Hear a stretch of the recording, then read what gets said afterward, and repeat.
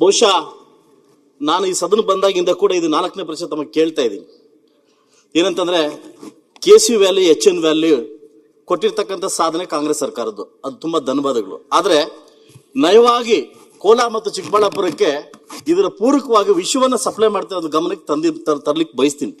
ಯಾಕೆಂತಂದ್ರೆ ಇದು ಶುದ್ಧೀಕರಣ ಮಾಡದೆ ನೀರನ್ನ 3ನೇ ಹಂತ ಶುದ್ಧೀಕರಣ ಮಾಡಿದ ನೀರನ್ನು ಬಿಟ್ರೆ ನಮ್ಮ ಮುಂದಿನ ಪೀಳಿಗೆ, ನಮ್ಮ ಮಕ್ಕಳಿಗೆ ವಿಷಯವನ್ನ ಕೊಡ್ತಕ್ಕಂಥ ಪರಿಸ್ಥಿತಿನ ಒದಗಿಸ್ತಾ ಇದ್ದೀವಿ. ಮನ ಸಭಾಧ್ಯಕ್ಷರೇ, ತಾವು ಉತ್ತರವನ್ನ ಕೊಟ್ಟಿದ್ದೀರಿ.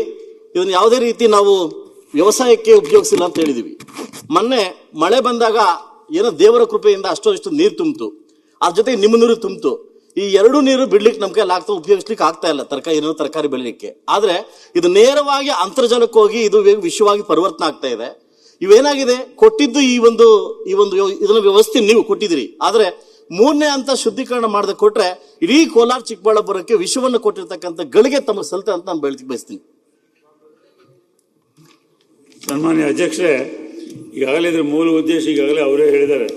ದ್ವಿತೀಯ ಅಂತ ಟ್ರೀಟ್ಮೆಂಟ್ ಮಾಡಿ ಈಗ ಕೋಲಾರ ಮತ್ತು ಬೇರೆ ಬೇರೆ ಬೆಂಗಳೂರು ಸುತ್ತಮುತ್ತ ಇರತಕ್ಕಂಥ ಕೆರೆಗಳು ತುಂಬಿಸ್ತಕ್ಕಂಥದ್ದು KC ವ್ಯಾಲಿ, HN ವ್ಯಾಲಿ ಮತ್ತು ಈಗ ಹೋದ ವರ್ಷ ಪ್ರಾರಂಭ ಮಾಡಿ ವರ್ಷಾವತಿ ವ್ಯಾಲಿ, 3 ವ್ಯಾಲಿಗಳ ಮುಖಾಂತರ 700 ಕೆರೆಗಳು ತುಂಬಿಸ್ಬೇಕಂತ ಕಾರ್ಯಕ್ರಮ ಯೋಜನೆ ಸರ್ಕಾರ ಬಂದಿದೆ.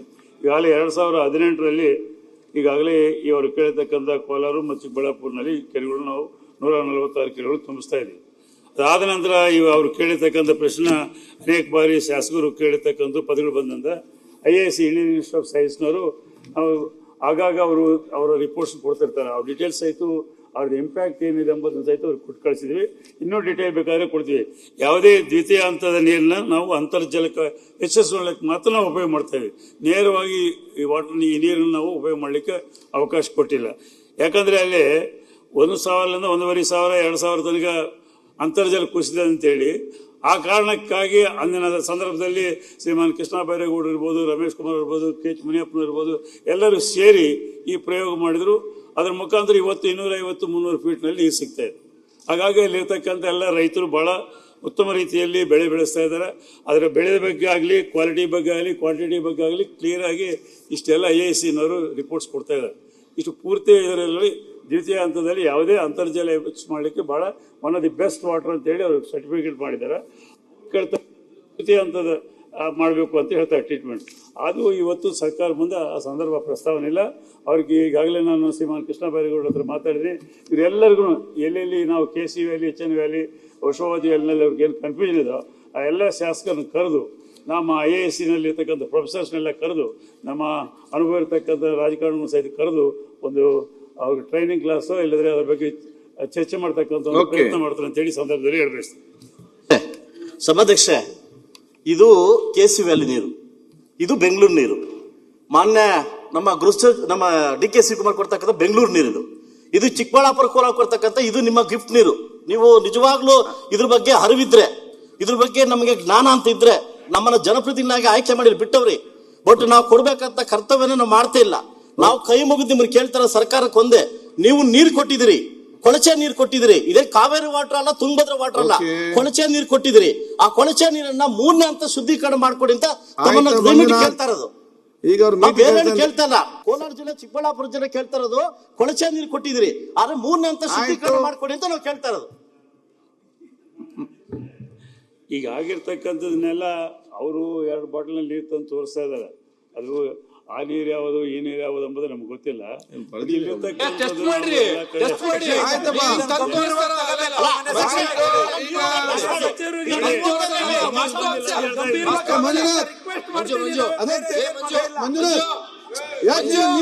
ಏನಾಗಿದೆ ನಿಮ್ಗೆ ಮಂಜುನಾಥ್ ಅವ್ರೆ? ಸಂಸ್ಕರಣೆ ಮಾಡ್ಲಿಕ್ಕೆ ಅವಕಾಶ ಮಾಡಿ. ಆಯ್ತು, ಈಗ ಅವ್ರು ಏನ್ ಹೇಳಿದ್ದಾರೆ?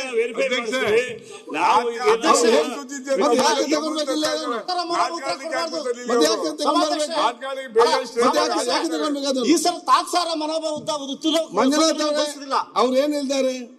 ಸೈಂಟಿಸ್ಟ್ ಅನ್ನು ನಿಮ್ಮನ್ನ ಚರ್ಚೆ ಮಾಡ್ತಾ ಹೇಳಿದಾರಲ್ಲ, ಸದಾ ಬಾಟ್ಲಿ ಬಿಸಾಡಬೇಡಿ, ನಾವು ತಗೊಂಡೋಗಿ ಅಲ್ಲಿ. ಅಧ್ಯಕ್ಷ ಸುರೇಶ್ ಅಧ್ಯಕ್ಷ, 1 ನಿಮಿಷ ಅಧ್ಯಕ್ಷ, ದಯವಿಟ್ಟು ಗಂಭೀರ. ದಕ್ಷಿಣ ಕನ್ನಡದಲ್ಲಿ ಎಂಡೋಸಲ್ಫೇನ್ ಅಂತ ನೀವು ಮಾಡಿದಾಗ ಇವತ್ತು ಏನಾಗಿದೆ ಪರಿಸ್ಥಿತಿ ತಮಗೆ ಗೊತ್ತಿದೆ. ಇವತ್ತು ನಮ್ಮ ಪೀಳಿಗೆ ಮಕ್ಕಳಿಗೆ ಇವರು ವಿಷ ಕೊಡ್ತಾ ಇದ್ದಾರೆ ಸಭಾಧ್ಯಕ್ಷ. ಆಯ್ತು. ವಿಷ ಇವತ್ತು ಕೋಲಾರ ಚಿಕ್ಕಬಳ್ಳಾಪುರದಲ್ಲಿ 4 ರಿಂದ 8 ಕಾಂಗ್ರೆಸ್ ಕೊಟ್ಟಿರ್ತಕ್ಕಂಥ ನಾವು ಏನೋ ನಿಮ್ಮ ಶಾಸಕರನ್ನ, ಆದ್ರೆ ಎಲ್ಲೋ ಒಂದ್ ಕಡೆ ನೀವು ನಮ್ಗೆ ಮೋಸ ಮಾಡ್ತಾ ಇದ್ದೀರಾ. ಓಕೆ ಅಧ್ಯಕ್ಷರೇ ಮಾನ್ಯ ಸಚಿವರು ಮನವಿ ಅವರ ಅನುಮತಿ ಮೇರೆಗೆ ಈಗ ಪದೇ ಪದೇ ತಪ್ಪು ಸಂದೇಶ ಹೋಗೋದು ಬೇಡ. ಮಾನ್ಯ ಸಚಿವರು ಅನುಮತಿಯೊಂದಿಗೆ ನಾನು ಮಾತಾಡ್ತಾ ಇದ್ದೇನೆ. ಯಾರಾದರೂ ವೈಜ್ಞಾನಿಕ ಸಂಸ್ಥೆ ಅಧ್ಯಯನ ಮಾಡಿ, ವೈಜ್ಞಾನಿಕ ಸಂಸ್ಥೆ, ಯಾಕಂದ್ರೆ ವೈಜ್ಞಾನಿಕ ಸಂಸ್ಥೆ ಅಂತ ಹೇಳ್ಕೊಳ್ಳೋರು ಬೇರೆ, ಅವಕ್ಕೆ ಸೂಡೋ ಸೈಂಟಿಫಿಕ್ ಆರ್ಗನೈಸೇಷನ್ಸ್ ಅಂತ ಕರಿತೇವೆ, ಅದಲ್ಲ. ನಿಜವಾದ ವೈಜ್ಞಾನಿಕ ಸಂಸ್ಥೆ ಅಧ್ಯಯನ ಮಾಡಿ, ಪರಿಶೀಲನೆ ಮಾಡಿ, ತನಿಖೆ ಮಾಡಿ, ಇದರಲ್ಲಿ ಏನ್ ಬದಲಾವಣೆ ತಗೊಳ್ಬೇಕು ಅಂತ ಅವರು ಶಿಫಾರಸ್ ಮಾಡಿದ್ರೆ ಅದೆಲ್ಲದಕ್ಕೂ ಸರ್ಕಾರ ಪರಿಗಣನೆ ಮಾಡುತ್ತೆ. ಅದನ್ನ ಬಿಟ್ಟು ಅಧ್ಯಕ್ಷರೇ ಸುಮ್ಮನೆ ಈ ರೀತಿಯಾಗಿ ಅನಗತ್ಯವಾಗಿ ಏನು ಆಧಾರ ಇಲ್ಲದೆ ಮಾತಾಡುವಂತದ್ರಿಂದ ಯಾವ ಸಾರ್ವಜನಿಕ ಹಿತನೂ ಸಾಧನೆ ಆಗೋದಿಲ್ಲ. 2006ರಲ್ಲಿ ಕೋಲಾರಕ್ಕೆ ಭದ್ರಾ ನದಿಯಿಂದ ನೀರು ಕೊಡ್ತೀವಿ ಅಂತ ಗುದ್ಲಿ ಪೂಜೆ ಮಾಡಿದ್ರು. ಕೋಲಾರಕ್ಕೆ ಭದ್ರಾ ನದಿಯಿಂದ ಕೊಡ್ತೀವಿ ಅಂತ ಯಾವ ನೀರು ಬರಲಿಲ್ಲ. ಎಲ್ಲ ಅಧಿಕಾರಿಗಳಿದ್ದಾಗ ಏನೂ ಮಾಡಕ್ ಆಗ್ಲಿಲ್ಲ ಕೋಲಾರ ಚಿಕ್ಕಬಳ್ಳಾಪುರಕ್ಕೆ. ಈಗ ನಾವು ಒಂದು ತುಂಬಾ ಹದಗೆಟ್ಟಿದ್ದಂತ ಪರಿಸ್ಥಿತಿಗೆ ಪರಿಹಾರ ಮಾಡಲಿಕ್ಕೆ ಒಂದು ಸೊಲ್ಯೂಷನ್ ಕೊಟ್ಟಿದ್ದೇವೆ.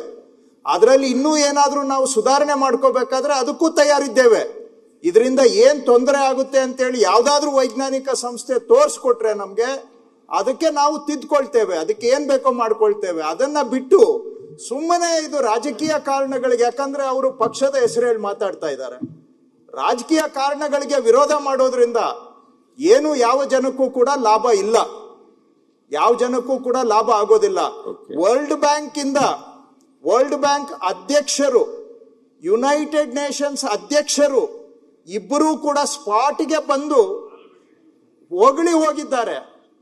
ಕೇಂದ್ರ ಸರ್ಕಾರದ ಪಾರ್ಲಿಮೆಂಟರಿ ಕಮಿಟಿ ಸ್ಪಾಟ್ಗೆ ಬಂದು ಕೆರೆ ನೋಡಿ ಹೊಗಳಿ ಹೋಗಿದ್ದಾರೆ. ಇದನ್ನ ದೇಶದಲ್ಲಿ ಅಳವಡಿಸ್ಕೊಳ್ಬೇಕು ಅಂತ ಶಿಫಾರಸ್ ಮಾಡಿದ್ದಾರೆ ಕೇಂದ್ರ ಸರ್ಕಾರ. ಶಿವಕುಮಾರ್ ಅವರು ಹಿಂದೆ ನೀರಾವರಿ ಸಚಿವರಾಗಿದ್ದಾಗ ಕೇಂದ್ರ ಸರ್ಕಾರದ ನೀರಾವರಿ ಸಚಿವರು ಇವರಿಗೆ ನಿಮ್ಮ ರಾಜ್ಯದಲ್ಲಿ ಬಹಳ ಒಳ್ಳೆ ಯೋಜನೆ ಮಾಡಿದ್ದೀರಾ, ಇದನ್ನ ಇಡೀ ದೇಶದಲ್ಲಿ ಅಳವಡಿಸ್ಕೋಬೇಕು ಅಂತ ನಾವು ಶಿಫಾರಸ್ ಮಾಡ್ತಾ ಇದ್ದೇವೆ ಅಂತ ಈ ಹಿಂದೆ ಅವರು ನೀರಾವರಿ ಸಚಿವರಾಗಿದ್ದಾಗ ಹೇಳಿದ್ದಾರೆ. ಅಷ್ಟೇ ಅಲ್ಲ, ವರ್ಲ್ಡ್ ಬ್ಯಾಂಕ್ನವರು ಈ ಯೋಜನೆಯನ್ನ ಸ್ಕೇಲ್ ಅಪ್ ಮಾಡಿ ಅಂತೇಳಿ ನಮಗೆ ಅನುದಾನವನ್ನು ಕೂಡ ಅಂದ್ರೆ ಸಾಲವನ್ನು ಕೊಟ್ಟಿದ್ದಾರೆ ಈ ಯೋಜನೆಯನ್ನ ಸ್ಕೇಲ್ ಅಪ್ ಮಾಡಲಿಕ್ಕೆ. ಹೋದ್ ಸರ್ಕಾರದಲ್ಲಿ ಮಾಧುಸ್ವಾಮಿ ಅವರು ನೀರಾವರಿ ಸಚಿವರಾಗಿದ್ರು. ಅವರು ಬೊಮ್ಮಾಯಿಯವರಿಗೆ ಒಪ್ಪಿಸಿ ಮುಖ್ಯಮಂತ್ರಿಗಳಾಗಿದ್ದಾಗ ವೃಷಭಾವತಿಗೆ ಕ್ಯಾಬಿನೆಟ್ ಅಲ್ಲಿ ಅಪ್ರೂವಲ್ ಕೊಡಿಸಿದ್ದು ಕೂಡ ಇದೆ. ಈ ರೀತಿಯಾಗಿರುವಂತಹದ್ದು ಸುಮ್ಮನೆ ಅದನ್ನ ನೆಲಮಂಗಲ ತುಮಕೂರಿಗೆ ತಗೊಂಡೆ, ತುಮಕೂರು ಇರಲಿಲ್ಲ. ಮಾಧುಸ್ವಾಮಿ ಅವರು ಬಹಳ ಆಸಕ್ತಿ ತಗೊಂಡು ತುಮಕೂರಿನ ಈ ಬೆಂಗಳೂರು ಬಾಜು ಭಾಗಕ್ಕೆ ಕೊಡಿಸುವಂತ ಕೆಲಸವನ್ನ ಅವ್ರು ಮಾಡಿದ್ರು.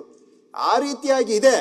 ಆದ್ರೆ ಯಾವ ರೈತರಿಗೂ ತೊಂದರೆ ಆಗ್ಲಿಕ್ಕೆ ಆಗುವಂತ ಸಂದರ್ಭದಲ್ಲಿ ನಮ್ಮ ಸರ್ಕಾರ ಸುಮ್ಮನೆ ಕೂಡೋದಿಲ್ಲ.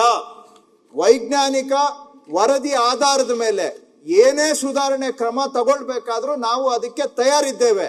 ಆದ್ರೆ ಸುಮ್ಮನೆ ಅಪಪ್ರಚಾರ ಮಾಡಿ ಆಗಿರುವ ಅನುಕೂಲಕ್ಕೆ ಮಸಿ ಬಳಿಯುವಂತಹದ್ದು, ಕಲ್ಲು ಹಾಕುವಂತಹದ್ದು, ಇದರಿಂದ ಯಾವ ಸಾರ್ವಜನಿಕ ಹಿತನೂ ಸಾಧನೆ ಆಗೋದಿಲ್ಲ. ನಾವು ಯಾವುದೋ ನಮ್ಮ ಗೌರ್ಮೆಂಟ್ ಸ್ಪಾನ್ಸರ್ಡ್ ಡಿಪಾರ್ಟ್ಮೆಂಟ್ಗೆ ಕೊಟ್ಟಿಲ್ಲ.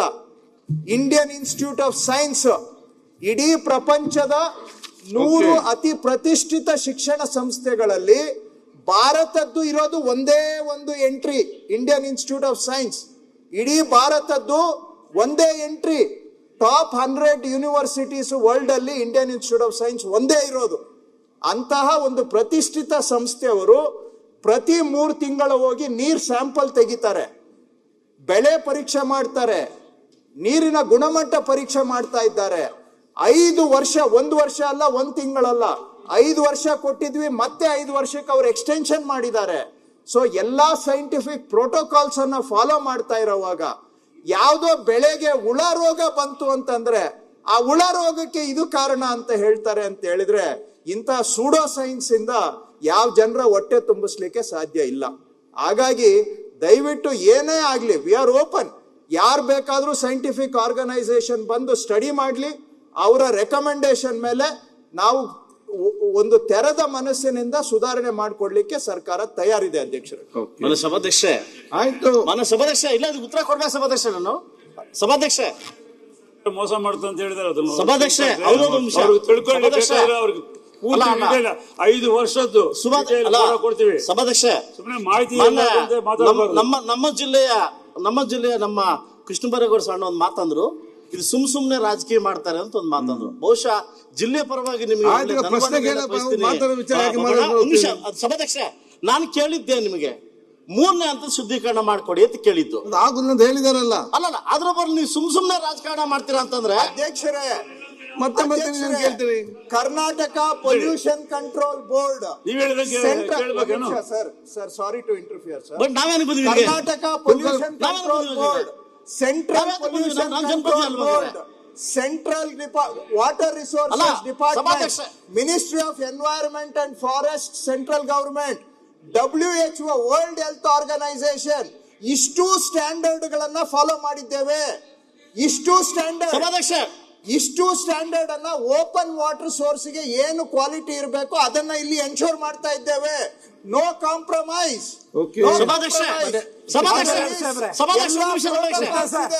ಆ ಪ್ರೋಟೋಕಾಲ್ಸ್ ಅನ್ನ ಓದಿನೇ ಮಾಡ್ತಾ ಇದ್ದೇವೆ. ಏನು ತಿಳ್ಕೊಂಡ್ರೆ ಮಾತಾಡೋದು ಬಹಳ ಸಲೀಸು. ಅವರು ಯಾವ್ದಾದ್ರು scientific organisations quality standards, pollution control board, central CPCB, ministry of environment and forest, NGT, ministry of world health organisation, UN protocols, ಇಷ್ಟನ್ನು ಅಧ್ಯಯನ ಮಾಡಿ ಏನಾದ್ರೂ ನಮ್ ಕಡೆ ಕೊರತೆ ಇದೆ ಅಂದ್ರೆ ಪಾಯಿಂಟ್ ಔಟ್ ಮಾಡ್ಲಿ. We will correct ourselves, we are ready. ಅದನ್ನ ಬಿಟ್ಟು ಸುಮ್ಮನೆ ನಾನು ಹೇಳಿದ್ದೆ ಸರಿ ಅಂತ ವಾದ ಮಾಡೋದು ಅರ್ಥ ಅಲ್ಲ. ಬಿಕಾಸ್ ನಾವು ಎಲ್ಲ ವಿಷಯದಲ್ಲಿ ನಾನು ಎಕ್ಸ್ಪರ್ಟ್ ಅಲ್ಲ. ಯಾವುದು ಎಕ್ಸ್ಪರ್ಟ್ ಆರ್ಗನೈಸೇಷನ್ ಇದೆ ಅವ್ರ ಮೇಲೆ ನಾವು ಡಿಪೆಂಡ್ ಆಗ್ಬೇಕಾಗತ್ತೆ. ಎಕ್ಸ್ಪರ್ಟ್ ಆರ್ಗನೈಸೇಷನ್ ಇದಕ್ಕೆ ಸಂಬಂಧಪಟ್ಟಿದ್ದು ಸಂಸ್ಥೆ, ಅವ್ರು ಏನೇ ಇದ್ರ ಬಗ್ಗೆ ಶಿಫಾರಸು ಕೊಟ್ಟರು ಕೂಡ ಸರ್ಕಾರ ಅದನ್ನ ಸ್ವೀಕಾರ ಮಾಡುತ್ತೆ. ಈಗ ಅವರು ಮೀಟಿಂಗ್ ಕರೀತ ಅಂತ ಹೇಳಿದ್ದಾರೆ. ನಿಮ್ಮೆಲ್ಲ ಸದಸ್ಯರು ಮೀಡಿಯಾ ಚರ್ಚೆ ಮಾಡಿದ ಹಾಗೆ ಮಾಡಿ. ಅಲ್ಲ, ನಾವು ಜನಪ್ರತಿನಿಧಿ ಕೇಳಬೇಕು. ಈ ನೀರನ್ನ ಸುಮಾರು ಅವರ ತಂದೆಯವರು ಬೈರೇಗೌಡರಿದ್ದಂಥ ಕಾಲದಿಂದ ಹೋರಾಟ ಮಾಡಿ ನಮಗೆ 1200 ಅಡಿ ಹೋಗಿದ್ದರಿಂದ ಈ ನೀರನ್ನ ಇಸ್ರೇಲ್ ಸಂಸ್ಥೆಯಲ್ಲಿ ತಜ್ಞರನ್ನು ಕರೆಸಿ ನೋಡಿ ಮಾಡಿದ್ದು. ಇದರಲ್ಲಿ ಟರ್ಸರಿ ಟ್ರೀಟ್ಮೆಂಟ್ ಕುಡಿಯೋ ನೀರಿಗೆ ಮಾಡಬೇಕಾಗ್ತದೆ. ಆದರೆ ನಾನು ಒಂದು ಮನವಿ ಮಾಡ್ತೇನೆ, ಹೆಚ್ಚಿಗೆ ಮಾತಾಡೋಲ್ಲ, ಡೀಟೇಲ್ ಕೃಷ್ಣ ಬೈರೇಗೌಡರು ಮಾತಾಡಿದ್ದಾರೆ. 2-3 ಜಿಲ್ಲೆ, ಕೋಲಾರ, ಚಿಕ್ಕಬಳ್ಳಾಪುರ, ಬೆಂಗಳೂರು ಗ್ರಾಮಾಂತರ, ಶಾಸಕರನ್ನು ಕರೆಸಿ ಮಾನ್ಯ ಮಂತ್ರಿಗಳಾದಂಥ ಬಸವರಾಜ್ ಅವರು ಸೈಂಟಿಸ್ಟನ್ನು ಕರೆಸಿ, ಯಾರು ಇಂಡಿಯನ್ ಇನ್ಸ್ಟಿಟ್ಯೂಟ್ ಆಫ್ ಸೈನ್ಸ್, ಈ ತೀರ್ಮಾನ ಮಾಡಬೇಕಾದ್ರೆ ಹೇಳಿದಾಗ ವರ್ಲ್ಡ್ ಆರ್ಗನೈಸೇಷನ್ ತಗೊಂಡಿದ್ದೀವಿ, ಸೆಂಟ್ರಲ್ ವಾಟರ್ ರಿಸೋರ್ಸಸ್ ತಗೊಂಡಿದ್ದೀವಿ, ಸ್ಟೇಟ್ದು ತಗೊಂಡಿದ್ದೀವಿ. ಈ 3 ಜನನ ಕರೆಸಿ ಒಂದು ಮೀಟಿಂಗನ್ನು ಮಾಡಿ ಅವ್ರಿಗೆ ತಿಳಿ ಮಾಡಬೇಕಾಗುತ್ತೆ. ವೈಜ್ಞಾನಿಕವಾಗಿ 2ನೇ ಟ್ರೀಟ್ಮೆಂಟ್ ಮಾಡಿ ಕೆರೆಗಳಿಗೆ ಬಿಡೋಕ್ಕಷ್ಟೇ, ಕುಡಿಯೋ ನೀರಿಗಲ್ಲ. ಕುಡಿಯೋ ನೀರು ಮಾಡಬೇಕಾದ್ರೆ ತರ್ಸರಿ ಟ್ರೀಟ್ಮೆಂಟ್ ಮಾಡಲೇಬೇಕು. ಇಸ್ರೇಲಲ್ಲಿ ತರ್ಸರಿ ಟ್ರೀಟ್ಮೆಂಟ್ ಮಾಡಿ ಕುಡಿಯೋಕ್ಕೂ ಕೊಡ್ತಾರೆ. ಇಲ್ಲಿ ನಾವು ಸೀಮಿತವಾಗಿ ಏನು ಮಾಡಿದ್ದೀವಿ, ಇರಿಗೇಷನ್ಗೆ ಗ್ರೌಂಡ್ ವಾಟರ್ ರೈಸ್ ಮಾಡಕ್ಕೆ ಮಾಡಿದ್ದೀವಿ, ಎತ್ತಿನ ಹೊಳೆ ಮಾಡಿದ್ದೀವಿ. ಎತ್ತಿನ ಹೊಳೆ ಕುಡಿಯೋ ನೀರಿಗೆ 3 ಜಿಲ್ಲೆನಲ್ಲ, ಅಲ್ಲಿ ಎಲ್ಲಿ ನಾವು ಸಕಲೇಶ್ಪುರದಿಂದ ಬರುವ ಎಲ್ಲ ಹಾದಿಯಲ್ಲಿ ಬರುವ ಎಲ್ಲ ಜಿಲ್ಲೆಗಳಿಗೂ ಕೂಡ ಕುಡಿಯೋ ನೀರು ಕೊಡೋ ಕಾರ್ಯಕ್ರಮ ಮಾಡಿದೆ. ಮಾನ್ಯ ಉಪಮುಖ್ಯಮಂತ್ರಿಗಳು ಇಲ್ಲೇ ಇದ್ದಾರೆ, ಘೋಷಣೆ ಮಾಡಿದ್ದಾರೆ 2027ರಲ್ಲಿ ಪ್ರತಿ ಗ್ರಾಮಕ್ಕೂ ಕೂಡ ಕುಡಿಯೋ ನೀರನ್ನು ಕೊಡ್ತೀವಿ ಅಂತ ಹೇಳಿದ್ದಾರೆ.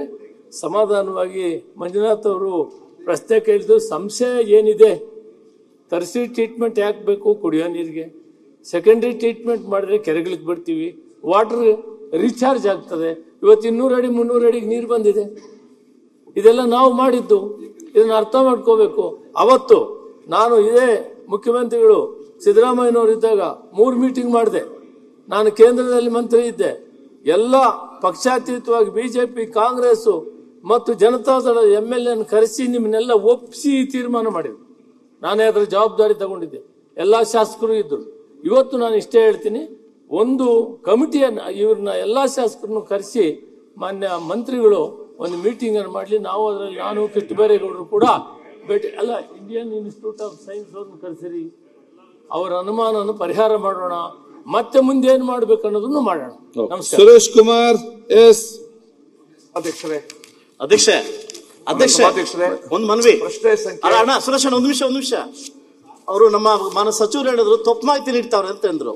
ಏನು ನಾನು ತಪ್ಪು ಮಾಹಿತಿ ನೀಡ್ತೀನಿ ಅಂತ ಸಚಿವರು ಅಂತ ಆಯ್ತು, ಹೇಳಿದ್ರು. ಬರ್ತಾರೆ. ಅಲ್ಲ ಒಂದ್ ನಿಮಿಷ, ಇಂಥ ಗಂಭೀರವಾದ ಸಮಸ್ಯೆನ ತಪ್ಪು ಮಾಹಿತಿ ಮಾಡ್ಲಿಕ್ಕೆ ನಾನು ಜನಪ್ರತಿನಿಧಿ ಅಲ್ವಾ? ದಯವಿಟ್ಟು ಕಡ್ತೀನಿ ತೆಗಿಬೇಕು ಅದನ್ನ. ನ್ಯೂಸ್ ಫಸ್ಟ್ ನಿರ್ಭೀತಿಯಿಂದ ನಿಮ್ಮ ಪರವಾಗಿ.